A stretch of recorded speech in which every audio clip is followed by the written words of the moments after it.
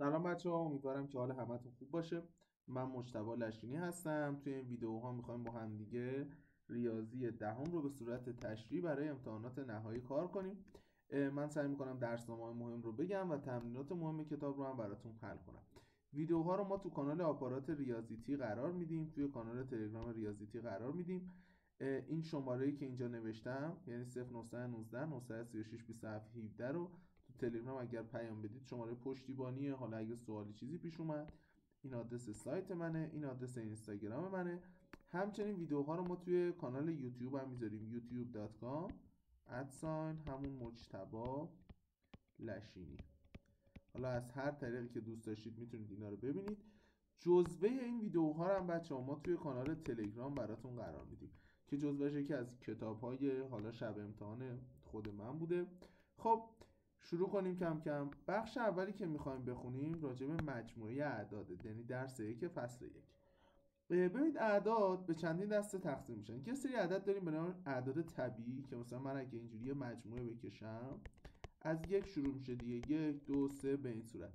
یه مجموعه داریم مجموعه اعداد حسابی که اعداد طبیعی رو داره، صفر هم بهش اضافه شده. من دیگه فقط صفرش رو جدا گذاشتم.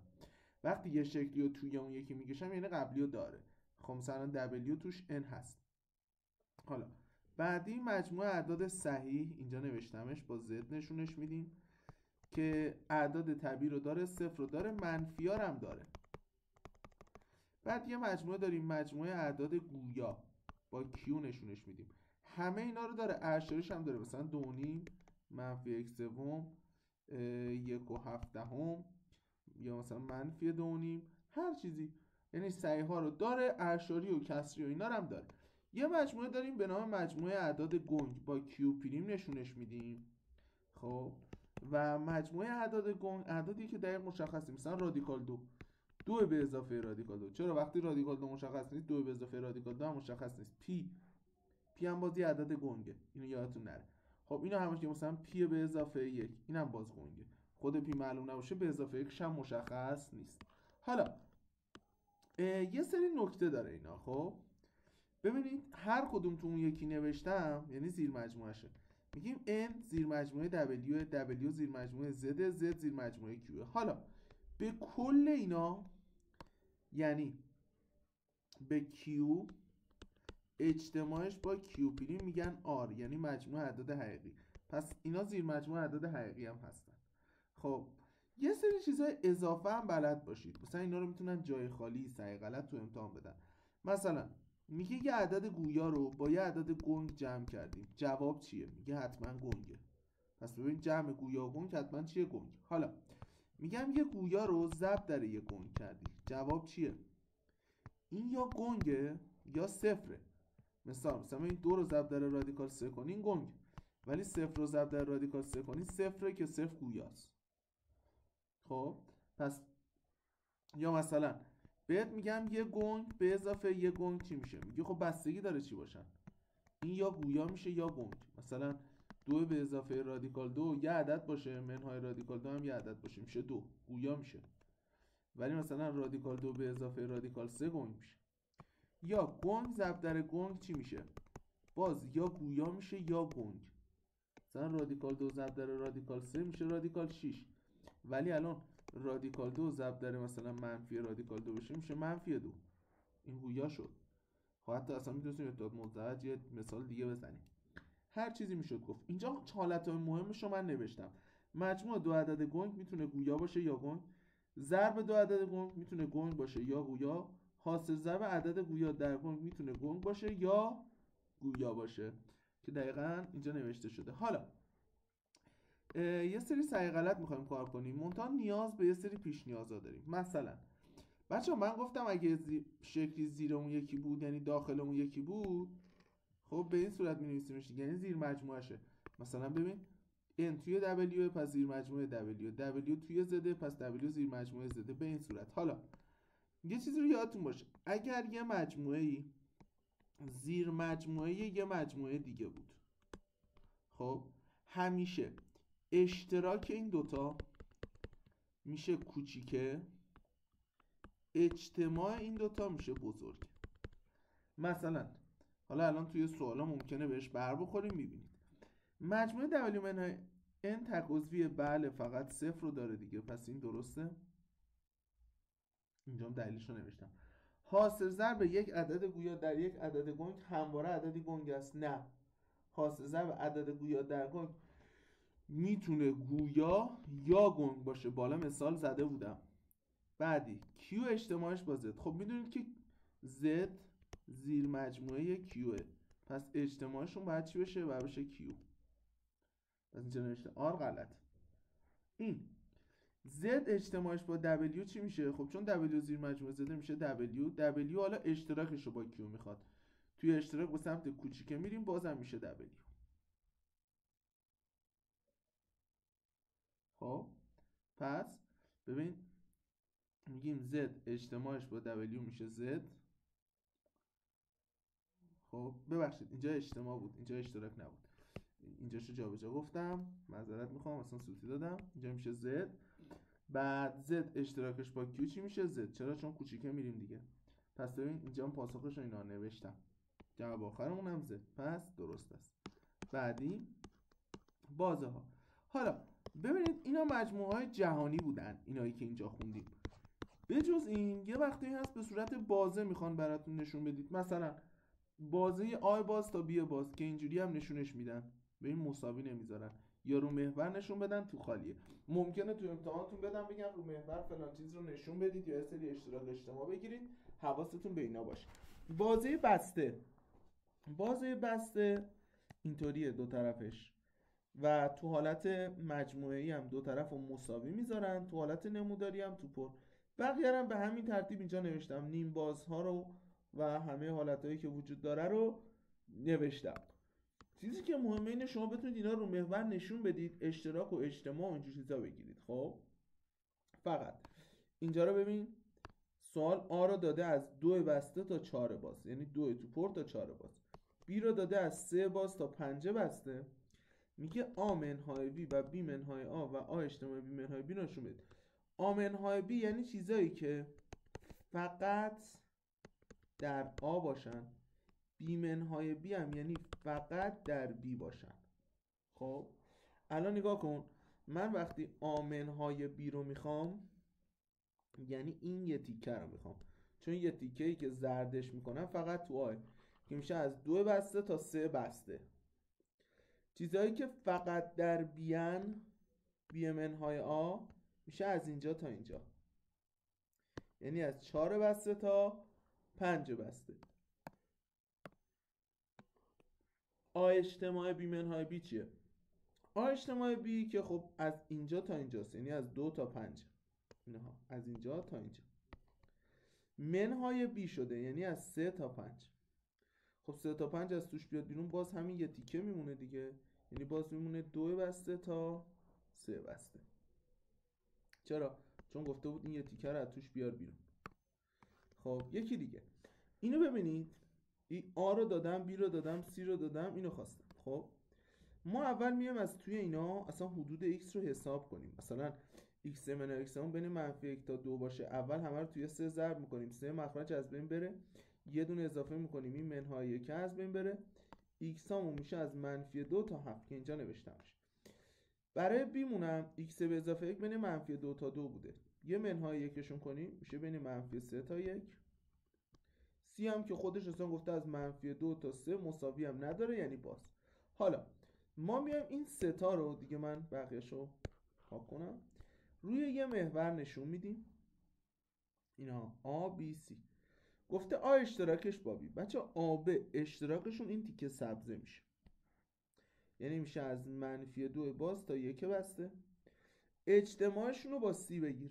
خب اجتماعشون رو بخوام با سی بگیرم، از اینجا تا اینجا اجتماعشون میشه، یعنی میشه از منفی 2 باز تا 3 باز.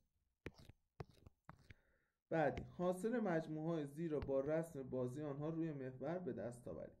خب اولیش گفته از 3 تا مثبت بی نهایت، اشتراکش باز 6 تا 10.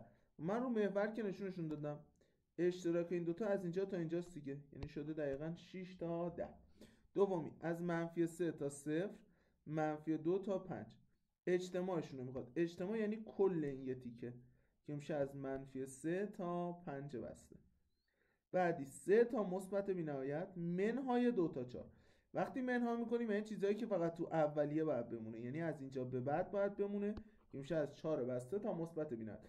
دقت کنید نگید اینجا چرا 4 رو بسته گذاشتیم مگه این باز نیست. خب یه باز از یه توپر کم شده. توپر منهای تو خالی میشه توپر. این خودش 4 رو داشته، تو خالیش رو کم کنی توپرش میمونه. بعدی میگه درستی عبارتهای زیر رو به دست دارید. -1 که بسته تا 2 بسته آیا عضو اینه؟ نه. این الان عدد -1 و 2 رو داره، این نداره، زیر مجموعش نیست. پس 0 و 1 زیر مجموعه اینن. بله درسته. توهی زیر مجموعه اینه. توهی زیر مجموعه هم است. درسته. رادیکال 2 بین این و اینه. نه، رادیکال 2 تقریبا 1 و 4 ایناست. 1 و 4 خورده ایه و به این خاطر توی این بازه قرار نمیگیره. خب حالا مجموعه متناهی و نامتناهی. میگیم مجموعه که تعداد اعضای آن یک عدد حسابی باشن، یعنی مجموعه که تعداد عضوش از 0 به بالا باشه بهش میگن مجموعه متناهی. و مجموعه که اینا رو ممکنه جای خالی بدن ها. مجموعه که نتوانیم تعداد اعضای آن را با یک عدد بیان کنیم مجموعه نامتناهی مینامیم. مثلا مجموع اعداد اول یک رقمی متناهی هن. ایناست دیگه. مجموعه تهی یک مجموعه متناهیه. مولکول های آب یک لیوان مجموعه متناهی است. مجموع تمام دایره های به مرکز مبدأ مختصات نامتناهیه. چرا؟ چون همینجوری میتونیم بکشیم تا بی نهایت، میتونیم اینو ادامه بدیم و بکشیم. خب اینم از این. بازه 1 تا 3 نامتناهی. از 1 تا 1 کنیم بی نهایت عدد هست. 1 و 1 دهم، 1 و 1 صدم، 1 و 1 هزارم، 1 و 1 10,000، 1 و 1 100,000. همینجوری برو جلو. حالا میگیم اگر آ یک مجموعه متناهی باشد تعداد عضوهاش رو با n آ نشون میدیم. پس n کلا نماد تعداده. از اینجا به بعد یادتون باشه. حالا میگیم اگر آ متناهی بود b نامتناهی بود اشتراکشون و آ منهای b اینا رو میتونن جای خالی بدن، متناهی میشه. اجتماعشون و b منهای آ نامتناهی. اگر آ زیر مجموعه b بود، خب آنگاه اگه b متناهی بود آ هم متناهی میشه. اگر b نامتناهی بود آ معلوم نمیکنه، میتونه متناهی باشه میتونه نامتناهی باشه. خب یه چیز دیگه هم نوشتم. حالا اگر آ نامتناهی باشه b حتما نامتناهیه. یعنی اگه چنین چیز دیدیم بستگی داره به اینا که چجوری باشن. اگه b متناهی بود آ هم متناهیه. اگه آ نامتناهی بود b هم نامتناهیه. حالا اگر b نامتناهی باشه بخوایم بعد آ رو پیدا کنیم ندونیم اولش آ چیه، آ هر چیزی میتونه بشه، هم متناهی هم نامتناهی. 3 حالت داشت. حالا این جدوله رو باید بلد باشید. ببینید بچه‌ها ما یه چیز داریم به نام U، بهش میگیم مجموعه مرجع. خب و همه مجموعه زیر مجموعه‌شن. ببین مثلا آ زیر مجموعه‌ش و U منهای آ، یعنی اگه از مرجع آ رو بیاریم بیرون متممش به دست میاد با آ پریم نشونش میدن. پس آ پریم عضوایی از U ان که در آ نیستن. مثلا فرض کن اینجوری یه شکلی داریم، کل اینو میگیرید U، الان اینجا آ اینجا آ پریم، چیزی که تو آ تو U باشه تو آ نباشه میشه آ پریم. حالا یه سری قانون داره که اینا رو من یکی یکی اینجا نوشتم. هر مجموعه مثلا آ اجتماعش با U چون زیر مجموعش میشه U، یادتون باشه تو اجتماع به سمت بزرگه میرفتیم، تو اشتراک کوچیکه، اشتراکشون میشه آ منهای U میشه توهی. چرا؟ چون آ منهای یعنی چیزی که فقط تو آ باشه، نداریم چیزی که تو آ باشه تو مرجع نباشه. U منهای آ میشه آ پریم. یه مجموعه اجتماعش با توهی میشه آ به سمت بزرگه، اشتراک به سمت کوچیکه.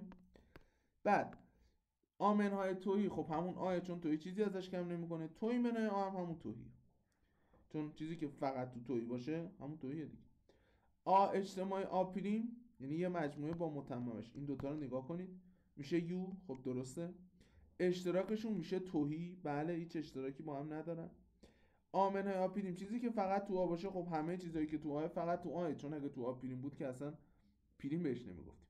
و آ پریم منهای آ میشه آ پریم. اینو من همیشه برای خودم اینجوری هم میگم برای این دوتا یه نکته براتون تولید میکنم. میگم اگر اشتراک دوتا مجموعه تهی بود، اولی منهای دومی همیشه میشه اولی. بعدی آ اجتماعش با بی، اگر آ زیر مجموعه باشه اجتماعشون میشه بی، اشتراکشون میشه آ منهای بی میشه توی. یه نکته، آ پریم پریم، یعنی اگه دو تا پریم بذاریم میشه خدا. این قانون فوق العاده مهمه، دمورگان. این آ منهای بی میتونیم منها رو برداریم اشتراک بذاریم به بعدی پریم بدیم، پس آ منهای بی میشه آ اشتراکش با ب پریم. اوکی، پس آ منهای بی چی میشه؟ آ اشتراکش با ب پریم. این از این. بعدی آ اشتراکش با ب پریم، پریم رو آ اعمال بشه آ پریم، رو اشتراک اجتماع رو ب پریم. آ اجتماع ب پریم، پریم رو آ اعمال بشه آ پریم، رو اجتماع اشتراک رو ب پریم. بعد خاصیت پخشی و شراکت پذیری هم بگم، آ اجتماع بی اشتراک سی، این توشون ضرب میشه اینجوری میشه، اینو اینجوری هم داریم، مثلا بگم آ اشتراک بی اجتماع سی، اون موقع این توشون ضرب میشه، میشه آ اجتماع سی اشتراکش با بی اجتماع سی. این فرمی هم داریم. حالا این قوانین رو باید بلد باشید، ولی اگه سر جلسه دیگه خیلی لنگ موندید میتونید یه قانون دوتایی اینجوری هم بکشید. بیایید مثلا بگید آقا این مرجع منه، نمودار و، این آه، این بیه. مثلا وقتی نگفته که کدوم زیر مجموعه کدومه اینجوری میتونید بگید. بعد با توجه به اینا شروع کنید حالا مثلا سوال حل کردن. حالا من یه دونم بعدش براتون اینجوری حل میکنم، ولی خب اول اصول عادیش. اینو ببین، میگه اینو اثبات کنید. در اثبات همیشه از طرف شلوغ شروع میکنیم. اول میام آ منهای بی رو برمی‌دارم می‌نویسم آ اشتراکی ب پریم. بعد بچه‌ها آ اشتراک ب پریم یعنی آ منهای اشتراکشون. خب این کلا یه قانونه، بذارید اینو مثلا اضافه کنم این بالا، ننوشته بودمش. میگیم آ منهای بی شده این میشه آ منهای اشتراک، چون اینم زیاد میبینیم اینجا اضافهش کردم. پس آ منهای بی میشه آ اشتراکی ب پریم یا آ منهای اشتراکشون.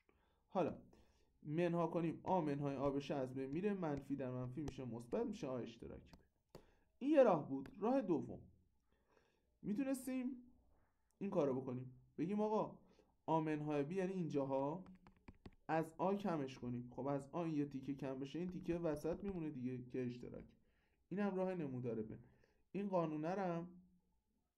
اینا ببینید اینجا من نوشتم نکته میدانیم آ منهای بی میشه آ منهای آ اشتراک بپیریم. خب و بعد از روی این حسابش کردم، منتها اینجوری این اصلا خودم اینو دیگه توصیه نمی کنم، اصلا پاکش میکنم، فکر میکنم یه غلطی هم داشت توش، زیاد روش وای نمیستیم فکر کنم. خب یعنی دیگه نیازی نیست این فرمش رو هم شما بدونید، همون که گفتم کفایت. بریم مورد بعدی. میگه اگر آ به دو مجموعه باشن اینو به دست بیارید. خب ما کاری که میکنیم، چون گفته اینو حساب کن، میام آ اجتماع رو برمیدارم پخشش میکنم روی اینا، میشه آ اجتماع آ پریم اشتراکش با این. آ اجتماع آ پریم میشد یو رو اشتراکش رو با این میخوایم. یادتون باشه تو اشتراک به طرف کوچیکه میرفتیم، همه چی هم که از یو کوچیک‌ترن پس میشه همون آ اجتماع ب. بعدی دو مجموعه جدا هستن، دو مجموعه که عضو مشترکی نداشته باشن میگیم جدا هستن، یعنی اشتراکشون صفره. یعنی تو نمودار ون بکشی این فرمیه که میبینید اشتراکی با هم دیگه ندارن. خب بعدی میگه اجتماع و اشتراک مجموعه ها وقتی که تعداد داریم، میگیم اگر آ به دو مجموعه باشن و تعداد عضوهای n آ اجتماع ب رو از ما بخوان. بچه‌ها n آ اجتماع ب کی از ما میخوان؟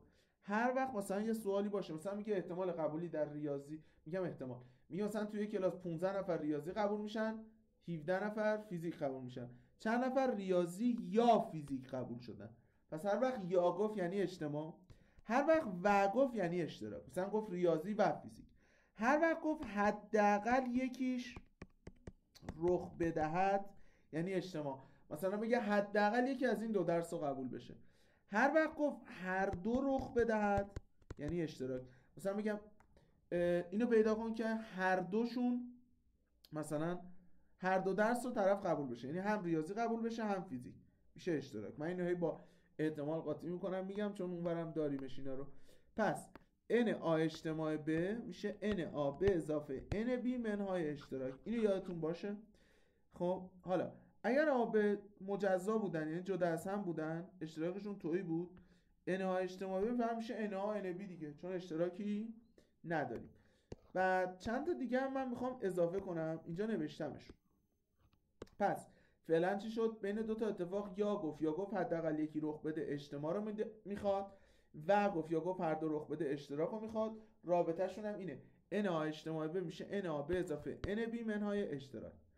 بعدی تفاضل n a منهای b، یعنی فقط a رخ بدهد میشه n a منهای اشتراکشون.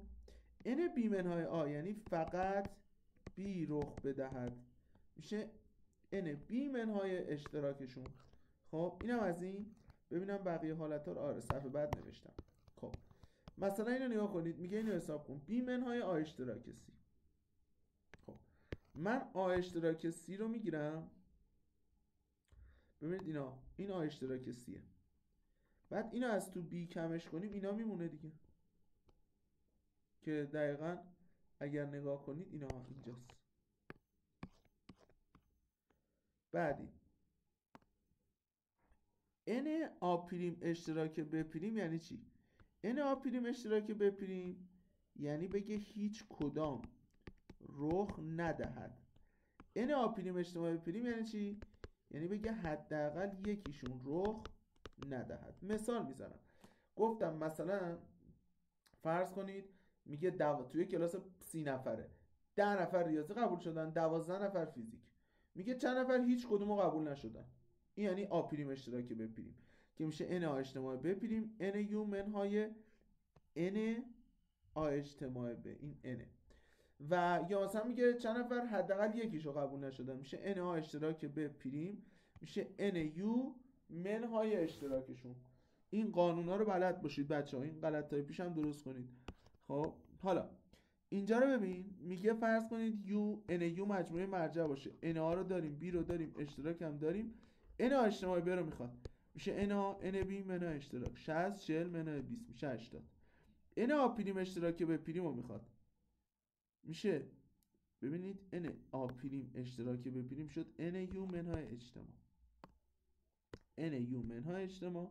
خب یو رو داشتیم 100، اجتماع رو تو الف داشتیم 80، کم میکنیم n آ منهای b میشه n آ منهای اشتراک. خب n آ چند بوده؟ 60، اشتراک چند بوده؟ 20، 60 منهای 20 40. از این تیپ خیلی محتمله بهتون سوال بدن و معمولا هم مسئله میدن. مثلا این تیپ بندی ها رو ما داریم کار میکنیم ها. میگه کلاسی 47 دانش آموز داره، یعنی این n یوته، اینها 15 نفر والیبال بازی میکنن، اینو میگیریم n 17 نفر فوتبال بازی میکنن، 20 نفر هیچ کدومو بازی نمیکنن. خب بچه‌ها من اینو به دو روش میتونم بعداً حل کنم. هیچ کدوم بازی نمیکنن یعنی n آ اجتماع ب پریم، اینو از ما میخواد. خب من میام چیکار میکنم؟ میگم خب ببین n آ اجتماع ب پریمو دارم دیگه، هیچ کدومو بازی نمیکنن، پس n آ اجتماع ب میشه n یو من اجتماع، پس میشه 27 تا.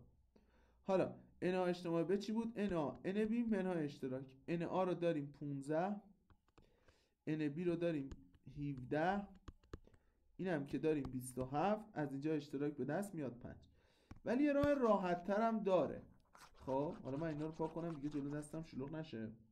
می اومدم اینطوری میکشیدم، منتها تو امتحان نهایی معمولا نوشتنه اوکی تره کلیدش. اینجا 47 تا بودن، میگه 15 نفر والیبال بازی میکنن، یعنی اینجا باید 15 باشه، 17 نفر فوتبال، 20 نفر هیچی بذار بیرون. از 47 تا 20 بره بیرون چقدر میمونه؟ 27 تا. ولی مشکل اینه الان 15 و 17 از 27 5 تا بیشتره، پس احتمالاً 5 تاش اشتراک بوده و به این صورت چند نفر هر دو رو بازی میکنن، هر دو رخ بده یعنی اشتراک دیگه، اشتراک رو میخواد میشه 5 نفر.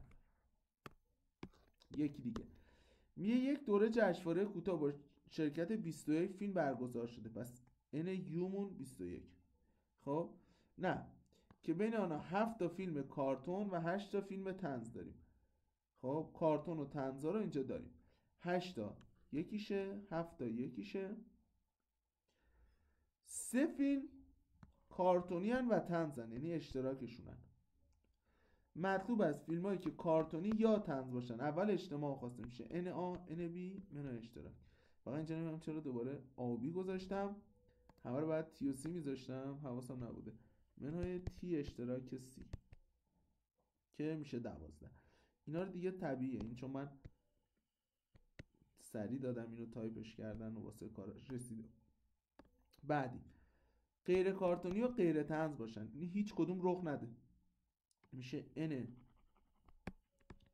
تی پریم اشتراک سی پریم، میشه N تی اجتماع سی پریم N یو منهای اجتماع.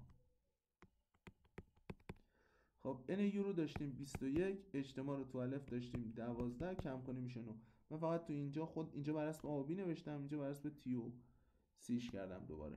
کارتون و طنز و اینا رو حالا اینجوری گذاشتم، نیازی هم نبود، همون ای و بی هم میذاشتید اوکی بود دیگه. حالا پاکش کنم اصلا قاطی هم نشه، فقط اینجاشو درست کنید دیگه. خب بچه‌ها حالا ببینید اینجا رو ببینید، من همین سوالو می‌خواستم مثلا اینجوری حل کنم. میگم آقا کلا 21 داشتیم، 3 تاش مشترکه، 7 تا کارتون 3 تا اونجا بیاد، 4 تاش میاد اینور، اینم 5 تا. کارتونی یا طنز باشه خب میگیم 4 و 5 و 3 میشه 12. غیر کارتونی غیر طنز 12 تا از این کم کنیم 9 تا میفته بیرون دیگه، چون مجموع اینا باید بشه 21. اینطوری هم میشد گفت، هر کدوم راحت بود. بخش بعدی الگو و دنباله، اینا همچنان جزء فصل 1 هستند. خب میگیم الگوی عددی. اول از همه نگاه کنید مثلا 3 6 9 12. ما همیشه توی یه سری عدد که پشت سر هم بیاد، خب یه چیزی داریم به نام AN که AN به ما جمله n میده. مثلا بهش 1 بدیم جمله اول، 2 بدیم جمله دوم، 3 بدیم جمله سوم. حالا با آتی با هر چی دوست داشتید میتونید نشونش بدید. کلا به خود این میگن جمله عمومی که به انش هر عددی بده یه شماره جمله ای رو بهت میده. اینجا نگاه کن مثلا نوشتم آ1 الان 3، آ2 یعنی جمله دوم 6، بعد همین ترتیب رفته جلو. الگوی اینم 3 نه. ببین مثلا 1 بدیم 3 یکی 3 تا، 2 بدیم 3 2 تا 6 تا، به همین ترتیب داره میره جلو. خب پس اول از همه اصلا بدونید الگو دنباله یعنی چی. الگو دنباله یه رشته از عددان که اینجوری پشت سر هم اومدن و یه جمله عمومی دارن. حالا معروف تریناش که ما باش سر و کار داریم، اولیش الگوی خطیه. الگوییه که به یه مقدار ثابتی تو هر مرحله بهش اضافه میشه، حالا اون مقدار میتونه مثبت باشه میتونه منفی باشه، و جمله عمومیش اینه تی ان مساوی است با آن به اضافه بی. بچه‌ها اون مقدار ثابت یا همون اینجوری بگم اختلاف دو تا جملهش همیشه به ما آ رو میده و بیم همیشه میشه جمله اول منهای آ. مثال اگه اینو بهت دادم 4 6 8 10 اینجوری رفته بود جلو، این دوتا رفته جلو دیگه. الان بهت بگن آ چنده میگی 2، بیت چجوری به دست میاد؟ جمله اول منهای آ، پس تی ان میشه 2n به اضافه 2. این جمله عمومیش میشه. خب جمله عمومی آن به اضافه بی آبیشو میتونید اینجوری به دست بیارید. حالا میگه در دنباله از یک الگوی خطی پیروی میکنن، جمله چهارم برابر 9 یعنی تی 4 شده 9، جمله هشتم برابر 3 تی 8 شده 3، چند جملهش مثبت. خب ما اول بیام اینا رو بریم. تی 4 یعنی جای ام بذاریم 4، توی این جای ام بذاریم 4 میشه 4 آی به اضافه بی شده 9، 8 هم بذاریم 4 بی 4 آی به اضافه بی میشه 8. این آی بچه‌ها غلط تایپی داره یه چند تایی.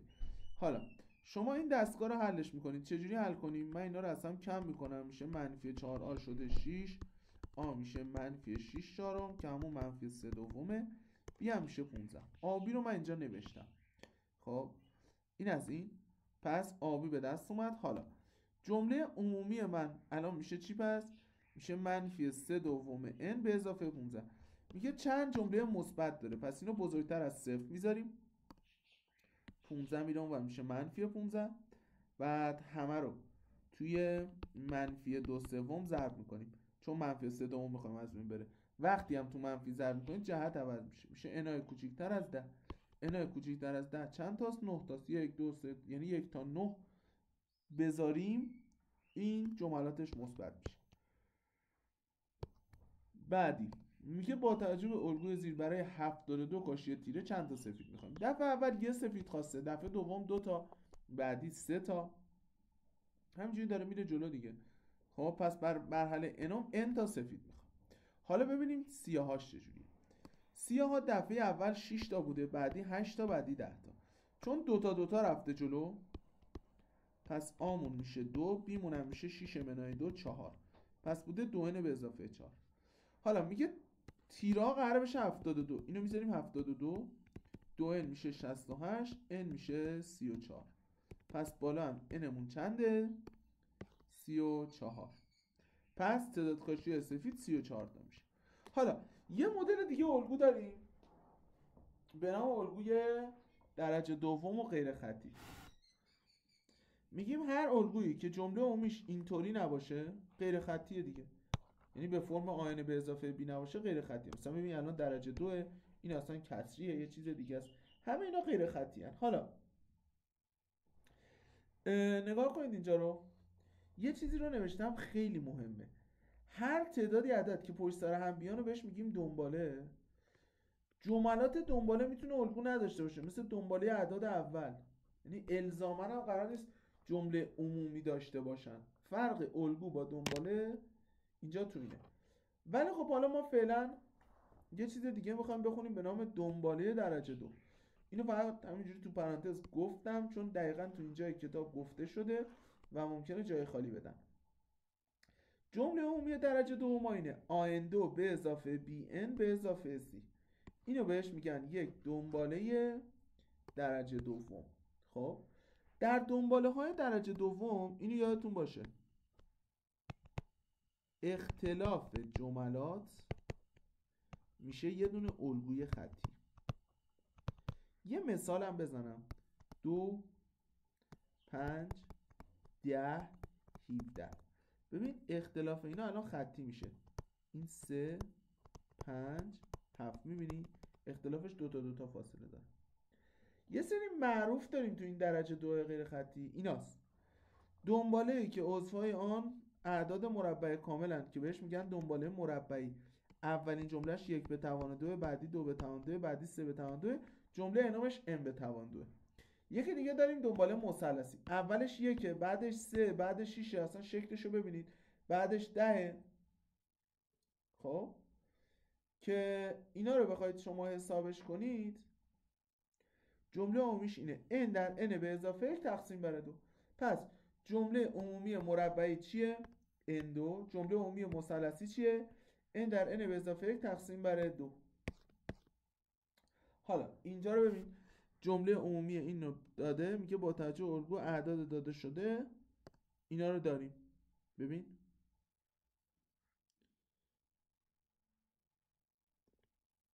جمله عمومی رو از ما خواسته 3 8 15 24. جمله اولا که این چون اختلافشون با هم ثابت نیست درجه 2. پس جمله عمومیش این بوده an2 به اضافه bn به اضافه c. بهش 1 بدیم خب باید بشه 3 دیگه. دفعه بعد بهش 2 بدیم باید بشه 8، 3 بدیم بشه 24. شما برای اینکه جمله عمومی اینو پیدا کنید، من اینجا یه راست از رو شکل کشیدن به دستش آوردم. خب منتها میخوام بهتون یاد بدم اینو کامل اصلا جدا از این تشریحیش رو هم به دست برید. یعنی فرض کنید که اصلا چنین شکلی وجود نداشته و بدون این شکل بتونید این سوال رو حلش کنید و جوابش رو بگید. خب برای اینکه بتونید این سوال رو بدون شکل حل کنید، یه سری نکته اضافه یادتون میدم. ما از این نکته های اضافه ای که میخونیم قراره توی این سوال استفاده کنیم. بچه ها در الگوهای درجه دوم اختلاف اختلافات تقسیم بر 2 بشه میشه آ. همین یه دونه‌شو فقط میتونید، چون میخوایم تشریح بخونیم و الا خیلی کوتاه‌تر از این هم میشه گفت، جمله صفر و اینا میشه گفت. پس آمون اینه، اختلاف تقسیم بر 2. نگاه کن 3 8 15 24. یه اختلاف بگیر 5 7 9. دوباره اختلاف بگیر 2 2. پس آی من میشه 2 تقسیم بر 2 میشه 1. حالا دیگه بقیه‌شو بعد با جایگذاری برید بشه دستگاه دو معادل دو مجهول. جمله اول من 3، توی اینجا آ رو بذارم 1 میشه 3 به توان 9 به اضافه 3 بی به اضافه سی شده 0. جمله دوم من 8، 2 بدم، آخ اینجا من 1 میذاشتم چرا 9 گذاشتم، 1 بذاریم اینجا میشه 1 به اضافه بی به اضافه سی شده 0. جمله دوم 2 میدم، 2 به توان 2 میشه 4 به اضافه 2 بی به اضافه سی بازم شده 0. اینا رو از هم کم میکنم، 1 منهای 4 میشه منفی 3، بی منهای 2 بی میشه منفی 20، یا با هم میرن شده 0. بی به دست میاد منفی 3. خب پس بی من چنده؟ منفی 3. سی منم 2. یعنی الان الگوی اینو من بخوام بنویسم تی انم رو بعد اینطوری بنویسم، میگم 1 n2 منهای 3 به اضافه 2. ببینید الان به این اگر من بخوام دونه دونه عدد بدم یه سوتی دادم وسطش، آره چه سوتی هم دادم ببخشید، مساوی 0 گذاشتم، اینا رو نباید مساوی 0 میذاشتم، اینا رو باید مساوی عددشون میذاشتم، عددشون هم که این اولی 3 بود، این دومی 8 بود. پس وقتی اینا رو از هم دیگه کم میکنیم میشه منفی 3 منهای بی شده منفی 5. از اینجا بیمون میشه 2، بیمون 2 باشه سیمون 0. پس جمله عمومیش اینه 1 n2 به اضافه 2 n به اضافه 0. خب اینطوری بعد به دستش می آوردیم. پس راهش رو یاد گرفتید، آه رو یاد بگیرید، اختلافات رو میگیریم تقسیم بر 2 میکنیم، اختلافات تقسیم بر 2، این 2 بود تقسیم بر 2 کردم شد 1. آ رو 1 میذاری، حالا جمله های دیگر رو مینویسی. بعدی میگه در شکل زیر الگوی دهم کدام است. خب اینو این سری میخوام روش شکل پیدا کنم دیگه. ببین این وسطاش یه مربع میبینید، درسته؟ پس این وسطاش یه n2 داره. اولی 1 به توان 2 با 4 تا 1، بعدی 2 به توان 2 با 4 تا 2، بعدی 3 به توان 2 با 4 تا 3، پس آخری هم n به توان 2 به اضافه 4n خواهد بود. یعنی میتونستیم الان جمله دهم هم بخوایم میشه 10 به توان 2 با 4 تا 10 که میشه 100 به اضافه 40 140. میشد به روش قبلی هم رفت. بعدی میگه با توجه الگوی مقابل الگوی چندم 45 تا توپ داره. خب این مثلثیه، یعنی n در n به اضافه 1 تقسیم بر 2 میخوایم بشه 45. میتونی همینجا طرف این وسط این هم بکنی، میشه 90. دو تا عدد پشت سر هم شده 90، nش 9 دیگه که n به اضافه 1 10 باشه بشه 90. خب اینم از این. حالا یه دونه مثال دیگه هم از این درجه 2 ها براتون میزنم چون تو یکی هم خیلی قاطی پاتی شد. مثلا همون مثالی که خودم اول زدم 2 5 10 17. این مثلا میخوام درجه 2 شو بنویسیم، این 3 تاست 5 تاست 7 تاست. آمون بخوایم بگیریم اینام 2 تاست 2 تاست، 2 دوم 1. پس جمله عمومی من اینه 1 n2 به اضافه bn به اضافه c. جمله اول 2 t1 یعنی 1 به اضافه b به اضافه c شده 2. جمله دوم 5 یعنی 4 به اضافه 2b به اضافه c شده 5. خب اینا رو از هم کم میکنیم. منفی 3 منهای b شده منفی 3، b میشه 0 و c مون میشه 1. پس جمله عمومیش این بوده: 1 n2 به اضافه 0 n به اضافه 1. اینم یه مثال دیگه. حالا بریم سراغ مورد بعدی، دنباله حسابی و هندسی. دنباله حسابی هم الگوی خطیه. دنباله‌ای که هر جملهش از افزودن یک مقدار ثابت به قبلی‌ها به دست میاد. به این مقدار ثابت میگن قدر نسبت و با چی نشونش میدن؟ دی. جمله عمومیش اینه: آن میشه آ1 به اضافه n منهای 1 در دی. مثلا جمله پنجم میشه آ1 به اضافه 4 دی. جمله دهم میشه آ1 به اضافه 9 دی. همیشه تعداد دی های من یه دونه کمتره. این قرار داده و همه یادشون باشه. خب حالا چیزای واجبش رو میخوایم بخونیم. من اینجا فرمول و نکته اضافه زیاد نوشتم. شما به نظر من یه جمله عمومی رو حفظ باشید. خب این هم حفظ باشید کافیه. واسطه اگر آ به 3 تا جمله باشن، مثلا ببینید اختلاف ثابت دیگه، 3 5 7. وسطی یعنی b میشه جمع اون دوتا تقسیم بر 2. الان 5 میشه 3 به اضافه 7 تقسیم بر 2. b میشه آ به اضافه c دوم. من فرضم بر اینه که شما اینا رو بالاخره یک دور خوندین ها، یعنی با توجه به این فرض دارم میگمشون. حالا بعدش میریم با هم دیگه سوال حل میکنیم. بذارید یه جمله هم از دنباله حسابی براتون بنویسم. همون 3 5 7 9. بهت میگم جمله عمومی اینو بگو. میگی جمله اولش 3 دوتا رفته جلو. قدر نسبت رو با دی نشون میدیم. جمله انو میشه آ1 یعنی 3 n منهای 1 در دی که این میشه 2n به اضافه 1. خب یه دنباله هم داریم، دنباله هندسی. دنباله هندسی هر جملهش از ضرب یه مقداری تو قبلی‌ها به دست میاد. اون قبلی یه مقداری بهشون اضافه یا کم میشد، اینجا ضرب میشه که به اون مقدار ثابته میگن آر یا همون قدر نسبت. مثلا 3 6 12 24. جمله اولمون 3 بوده، آرمون 2 بوده. جمله انو میشه آ1 آر به توان n منهای 1. ببین تی ان میشه تی1 آر به توان n منهای 1. خب اینم از این. حالا اینم یه واسطش مهمه. باز اگه 3 تا جمله A و B و C دیدید، وسطی به توان 2 میشه ضرب آ و C، B2 میشه آ C. یعنی الان تو همون قبلی هم نگاه کن، مثلا این 3 تایی که مثلا زدم 6 به توان 2 میشه 3 تا 12. خب همین چند تا نکتهش به نظر خود من کفایت میکنه. بریم باهاش سوال حل کنیم. میگه جمله 17 یک دنباله حسابی 60، جمله 23 مش 84. جمله 17 یعنی آ1 به اضافه 16 دی شده 60، آ1 به اضافه 22 دی شده 84.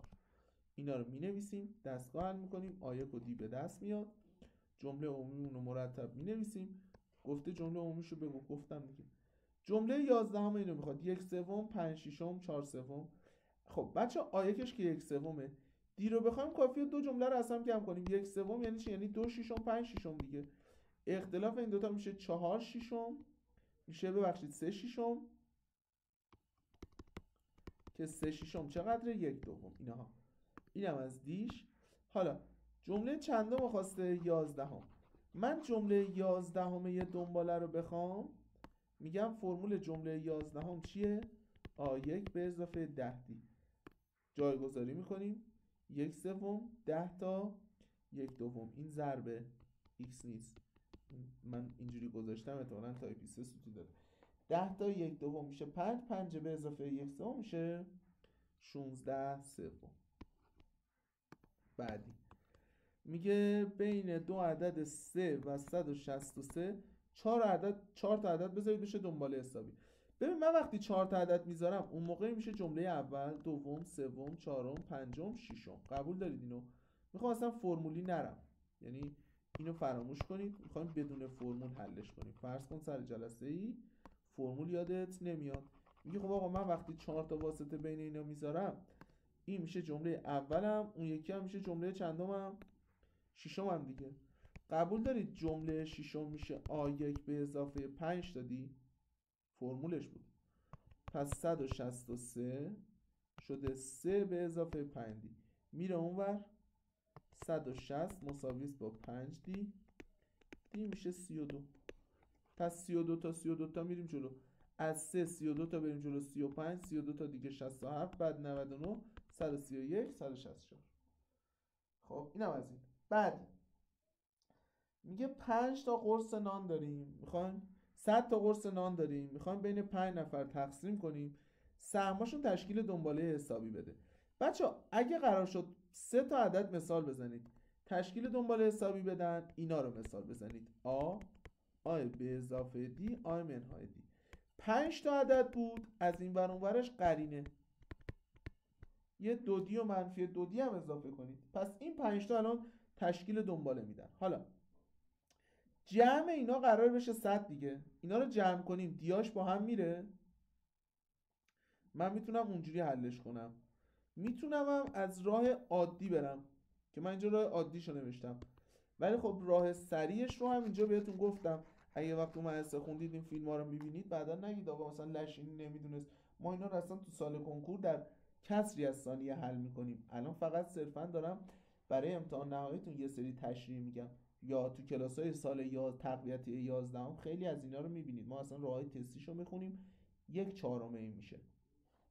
خب نگاه کنید بچه‌ها، من اینجا اومدم همین عادی نوشتم T1 T2 T3 T4 T5 بدون هیچ خلاقیتی. جملات رو باز کنید. T2 یعنی A1 به اضافه دی، T3 یعنی A1 به اضافه 2 دی، T4 یعنی A1 به اضافه 3 دی، T5 یعنی A1 به اضافه 4 دی. بازش کنیم میشه 5 تا A1 به اضافه 10 دی شده 100.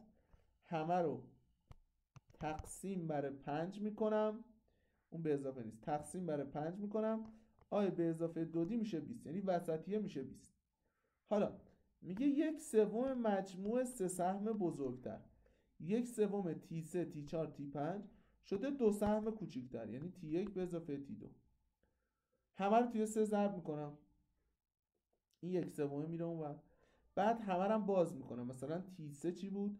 A1 به اضافه 2 دی، اینم A1 به اضافه 3 دی، اینم A1 به اضافه 4 دی که رو هم رفته میشه 3 تا A1 با 9 دی.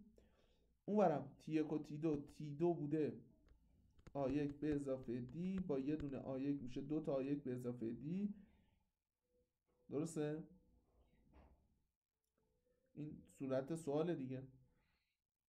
حالا میام اینا رو دونه دونه قرار میدیم، همه هم تو یه دونه 1/3 ضرب کردیم. اینجا باید 1/3 ضرب کنیم، این 3 رو بذارم پشتش جا افتاده، 3 رو توش ضرب میکنیم. نه یه لحظه من اینو درستش کنم، این 3 رو توش ضرب کنیم اینجا میشه 6 تا 1 به اضافه 3 دیگه درست شد. پس 3A1 به اضافه اینجا 2 تا و 3 تا 5 تا و 4 تا 9 دی شده 6 تا 1 به اضافه 3 دی. بعد میایم اینا بعدش درستش رو نوشتم، بعدش میایم چیکار میکنیم؟ میایم اینا رو میبریم اونور، 3 دی رو میاریم اینور، میشه 6 دی مساوی است با 3 تا A1 به 3 تقسیم میکنیم، A1 میشه 2 دی. پس A1 من مساوی 2 دی بوده. حالا سوال گفته خود اینجا داشتیم دیگه، A1 به اضافه 2 دی بوده 20، من جای A1 میذارم 2 دی، میشه 2 دی با 2 دی میشه 20، دیمون میشه 5، A1 مون میشه 10. دیگه میتونم جملاتمو بنویسم 10 15 20 25 30، چون دیمون 5 A1 مونم 10. این یه راه بود. راه دیگه همین بود، همونجا یه راست اون رو جمع میکردیم، آ به دست میومد دیگه، وسطی به دست میومد 20. به اون مثالی که من بالا زدم جمعش میشه 5A، 5A رو بذاریم 100 آ میشه 20، وسطی رو داشتیم بعد دیگه بقیه‌اشو مینوشتیم. خب من همین راه عادیشو توضیح دادم، غلط تایپیاش هم درست کردم. بعدی هندسی این سری میگه در یک دنباله هندسی جمله چهارم 1، جمله هفتم 8 است. جمله اول و قدر نسبت رو بنویسید. بچه جمله چهارم یعنی A1 R به توان 3، اینو یادتون باشه بعضیا به جای R Q میذارن، این قرارداد دیگه. حالا کتابتون چون R گذاشته تو امتحان نهایی ها بهتره R بذارید، من اینجا خودم با Q نوشتم. مثلا جمله چهارم 1 باشه یعنی AQ3 شده 1. جمله هفتم AQ6 شده 8. اینا رو به هم تقسیم کردم، پایینی و به بالایی، مونده Q3 مساوی 8. پس Q مون 2. خب Q مون 2 باشه، قدر نسبتت هم به دست میاد. بخشید قدر نسبتتون که 2 شد، جمله اولتون هم به دست میاد، میشه 1/8. ببین 2 رو اینجا قرار بدیم میشه A1 ضرب در 8 مساوی 1. میشه 1/8 که اینجا دقیقا این کارو کردم. یه دونه دیگه، جملات سوم ششم یک دنباله به ترتیب ایناست. جمله سوم یعنی A1 R2، جمله ششم یعنی A1 R5 که حالا باز با Q نوشتم من. A1 Q2 A1 Q5 شده. اینا رو به هم تقسیم میکنیم، Q3 شده 8. پس Q مون 2. خب این Q مون 2 شد. جملات دنباله رو بخوایم مشخص کنیم، جمله سوم 12 بوده. خب قبلیش پس بوده 6، قبلیش هم بوده 3 دیگه، چون Q مون 2 هی تو 2 ضرب شده که اصلا نیازی نبود بنویسیمش، همینجوری میشد یه راست گفت. بعدی در یک دنباله هندسی جمله 11 27 برابر جمله 8. همین جمله رو به ریاضی میتونید بنویسید. یعنی میگید جمله 11 به 8 شده 27. جمله 11 یعنی AQ10، جمله 8 یعنی AQ7. ساده کنیم Q3 میمونه شده 27 Q3. جمله 20 چند برابر 16؟ جمله 20 به 16 یعنی AQ19 AQ15. ساده کنیم میشه Q4. خب که اینو خواسته حساب کنیم، Q مون 3 بوده، پس جواب میشه 3 به توان 4 81. بعدی میگه علی دوچرخه رو 500 تومان میخره. فرض کنید قیمت دوچرخه دست دوم هر سال 20% کاهش پیدا کنه. بچه‌ها این سوالایی که راجع به کاهش افزایشه، ما به درصد کاهش و افزایش کار نداریم، به باقی مونده کار داریم. یعنی ما میگیم 80% میماند، 20% کاهش پیدا کنه 80% قیمت میمونه دیگه. خب این 80% که میماند همیشه قدر نسبت ماه. خب مثلا نگاه کن، میگه بعد 3 سال چه اتفاقی میفته. خب 80%ش میمونه، سال اول تو 80% ضرب میکنیم، دوباره سال دوم تو 80%، سال بعدی هم 80%. پس بعد از 3 سال اینقدرش میمونه، 256,000 تومان تقریبا. بعد از 8 سالش از چه رابطه‌ای به دست میاد؟ اینجا نوشتم وقتی 3 سالش شده 80% به توان 3، 2 سالش شده 80% به توان 2، پس این هم میشه 500,000 تومان ضرب در 80% به توان n. بعدی به ازای کدام مقدار A و عدد به ازای کدام مقادیر A و عدد A به اضافه 4 واسطه هندسی بین دو عدد فلان فلان می باشد. خب این سوال گفته به ازای کدام مقدار A، عدد این و نیست، عدد A به اضافه 4 واسطه هندسی بین این دوتاست. اگه واسطه هندسیشون باشه باید این به توان 2 بشه ضرب اینا. پس A منهای 1 در 3 A به اضافه 2 شده A به اضافه 4 به توان 2. اینو به روش اتحادش رو باز میکنیم، بعد همه رو میرزیم یه طرف، میشه این. اینو دلتاش رو بنویسید، دلتاش 225 به روش دلتا حل میکنیم. منفی بی مثبت منفی رادیکال دلتا به روی 2 تا ریشه میده 6 و منفی 3 دوم. پس به ازای این دوتا بود. بعدی حاصل ضرب 20 جمله اول این دنباله رو بگید. 2 4 8 اولی 2 به توان 1 2 به توان 2 2 به توان 3 تا 2 به توان 20. پایه ها برابر توان جمع میشه که میشه 2 به توان 210. منتها ممکنه بگید آقا جمع اینا رو چجوری گرفتی؟ جمع 1 2 3 تا n میشه n در n به اضافه 1 تقسیم بر 2.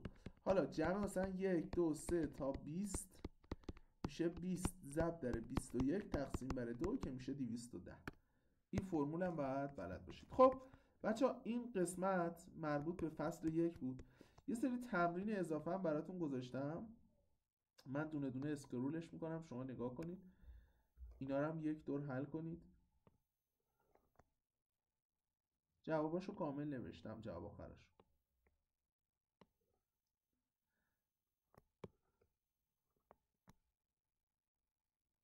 من سعی کردم خیلی سریع و تیتوار اینا برای مرورتونه، شب امتحان بتونید مطالب رو مرور کنید.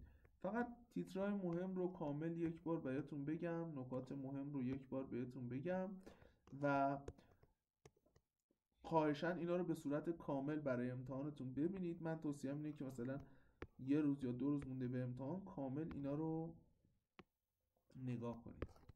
خب و همین کفایت میکنه. فکر کنم همینا رو بلد باشید کافیه. این یه دونه آخر رو براش یه نکته بگم. گفته جملات دوم، پنجم، 12 یک دنباله حسابی جملات هندسی هست. مثلا من اینو الان بخوام تستی حل کنم، میگم هر وقت جملات دنباله حسابی تشکیل هندسی دادن، میگیم اختلاف این دوتا رو بگیر، اختلاف این دوتا رو بگیر، میشه 7 سوم. تمام. میگم اون راههایی که میبینید ما توضیح میدادیم اینا تشریحی قضیه بود. فیلم ها رو بچه ها از طریق آپارات ریاضیتی و تلگرام ریاضیتی میتونید ببینید. من فصل به فصل این ویدیوها رو براتون میگیرم. فصل 1 تموم شد، ویدیوهای بعدیش رو هم حتما نگاه کنید. موفق باشید. خدا نگهدار.